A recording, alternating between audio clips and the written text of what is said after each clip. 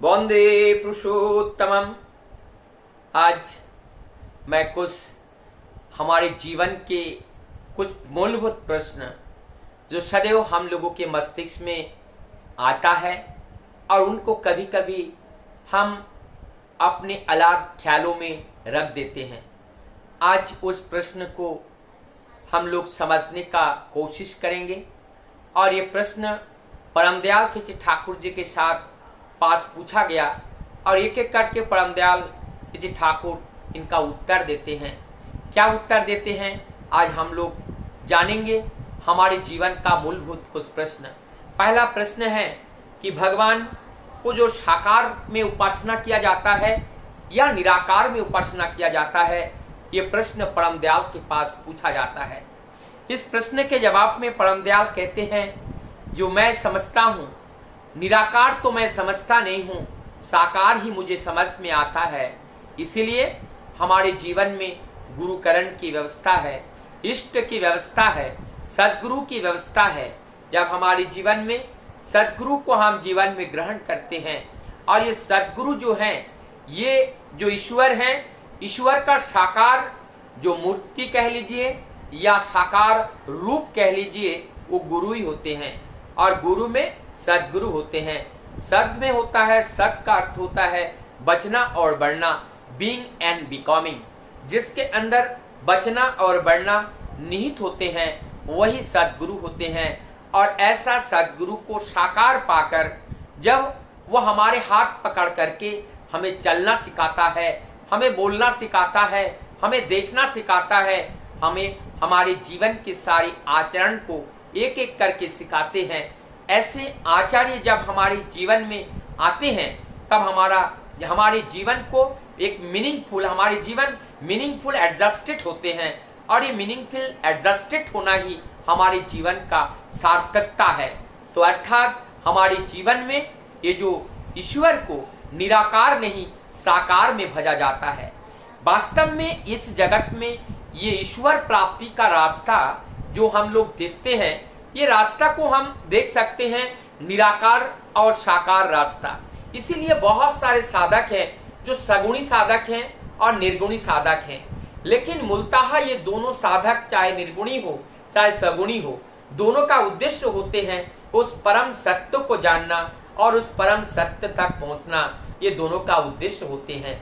लेकिन ये बहुत सहज है कि जो हमारी इष्ट या गुरु या सद्गुरु के रूप में जब साकार रूप में ईश्वर का प्रतिनिधित्व करते हुए जो हमारे सामने रहते हैं आचार्य के रूप में, उनका अनुसरण करते हुए जब हम चलते हैं, हमारा जीवन अति सहजता के साथ उन पथ को अवलंबन करते हैं बिना बाधाओं के साथ।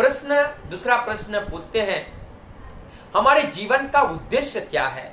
अगर हमारे जीवन का उद्देश्य को हम देखते हैं तो जीवन का जो उद्देश्य है, मूलभूत उद्देश्य, एक इसमें दो उद्देश्य की बातें हम कह सकते हैं। ये जीवन का जो उद्देश्य होते हैं बचना और बढ़ना, और ये बचाना और बचना, ये भी कह सकते हैं बचाना और बचना और बचना और बढ़ना। To exist and to grow, हमें एग्जिस्ट करना है, हमें इसमें बचना है और हमें बढ़ना है। इसलिए ठाकुर जी का एक वाणी है कि बचने बढ़ने का मर्म जो है धर्म, उसी को कहते हैं। और ये कहते हैं दूसरे को बचाना, अपने बचना, इसी को तू धर्म समझना।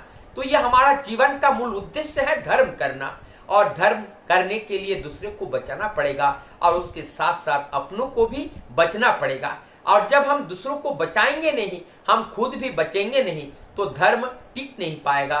तो इसीलिए धर्म का मूलभूत व्याख्या यही होते हैं। परमदयाल श्री ठाकुर जी आगे कहते हैं, जीवन का जो उद्देश्य को जब हम ढूंढते हैं, हम देखते हैं, तो मनुष्य जीवन का एक उद्देश्य होते हैं कि परम पिता की प्राप्ति, ईश्वर प्राप्ति। ईश्वर प्राप्ति माने उस ऐश्वर्य गुण को आप्ति करना, माने अपना लेना। उस ऐश्वर्य गुण जब हमारे अंदर आ जाता है, यही हमारे जीवन का मूलभूत उद्देश्य होता है। और ईश्वरीय गुण, दैवीय गुण से हम जब गुणान्वित हो जाते हैं, तब हमारा ये जीवन एक ईश्वरीय शक्ति से भर जाता है। तब ऐसे जीवन के पास जब कोई मनुष्य आते हैं तो उनके जीवन में वो आनंद का उपभोग करते हैं। तो फिर इसमें कहते हैं कि हमारी इतने सब कुछ है, ईश्वर प्राप्ति कर लिया या अमरत्व को प्राप्ति कर लिया, लेकिन हमारे जीवन में तो मृत्यु है। तो जब मृत्यु है तो ये सब करने का फायदा क्या हुआ? मृत्यु तो है, लेकिन ये मृत्यु क्या है ये हमें समझना पड़ेगा। हम जिस देह में आते हैं, ये देह बहुत समय तक, लंबे समय तक इस देह का लॉन्गिविटी नहीं होती है। एक समय बाद ये जो अनित्य देह है इनको जाना होता है, लेकिन इनके अंदर जो सत्ता है, जो अमरत्व है, जो आत्मा है, वो तो अमर है, वो अजर है, उनकी मृत्यु नहीं है। इसीलिए इस देह में वो प्रवेश करके जितना समय रह पाए रहते हैं, वो ईश्वर की कार्य करते हैं। लेकिन उसके बाद जब ये देह चलने लायक नहीं होता है तो ये देह से निकल करके फिर नव देह में इस पृथ्वी पर आते हैं, और ऐसा आना जाना निरंतर अनंत काल तक चलता रहता है। और केवल देह का ही पतन होती है, लेकिन आत्मा का कोई पतन नहीं। तो जब देह का पतन होता है, आत्मा का पतन नहीं, तो मृत्यु कहाँ? ये तो मृत्यु नहीं, ये अमृत है। ये हम लोगों को समझना पड़ेगा। इस और की बात करते हैं कि ये जो देह है, इस देह लेकर के कोई भी महापुरुष हो और कोई भी संत हो, ये तो अपने अनंत काल तक जीवंत नहीं रह पाते हैं। उनको तो एक दिन ना एक दिन चला जाना पड़ता है। तो जब चला जाता है तो जब उनको चले जाने के बाद वो जो आदर्श हैं वो तो रहना बड़ा कठिन हो जाते हैं। ठाकुर जी बोलते हैं रहना कठिन नहीं होते हैं, उनको जीवन में धारण करके चलने वाले जो व्यक्ति होते हैं, और वही उसी के अंदर ही वो जो परम सत्ता, वो जो प्रभु, वो जो पुरुषोत्तम, उन्हीं देह के अंदर, उन्हीं के हाथ, उन्हीं के पैर, उन्हीं के कान, उन्हीं के आंख, उन्हीं के गाल से ही वो सब कुछ क्रिया करते हुए वो चलते रहते हैं, और उन्हीं के अंदर वही सद प्राप्त होते हैं जो पुरुषोत्तम अपने शरीर में रहते हुए उनका संग लाभ करने से जो आनंद प्राप्त होता था। ऐसे जो उनकी आस्वादन को प्राप्त करने के लिए आचरण करके सिखाने वाले को जब रख के चले जाते हैं, वही आचार्य होते हैं। आज हम लोगों में वही आचार्य परंपरा परम दयाल ने दया करके हम लोगों के लिए रख के गए हैं। तो उसके बाद फिर आगे बोलते हैं ये हमारे अंदर तब तो कोई कामना और वासना कोई रखना नहीं चाहिए, ये तो गलत है। ठाकुर जी बोलते हैं ये जो कामना है ये वासना है। जब हम कामना और वासना के वशीभूत होते रहते हैं तब हमारे जीवन का मूल उद्देश्य पूरा नहीं होते हैं। जीवन का जो परम प्राप्ति है वो नहीं होते हैं। जीवन का जो आस्वादन है, जो स्वाद है, वास्तविक स्वाद को उपभोग हम नहीं कर पाते हैं। इसीलिए हमें इस कामना और वासनाओं से परे हमें जाना पड़ेगा, और कामना वासनाओं से परे जाने के लिए एकमात्र सद्गुरु के अनुसरण के माध्यम से ही हम जा पाते हैं, नहीं तो हम जाना हमारा असंभव हो जाते हैं। तो इस सारी बात के बाद ठाकुर जी से प्रश्न पूछते हैं तो क्या इसके लिए गुरुकरण की जरूरत होती है? बिना गुरु के इतने सारे जो कार्य आपने बताए ये संभव नहीं है।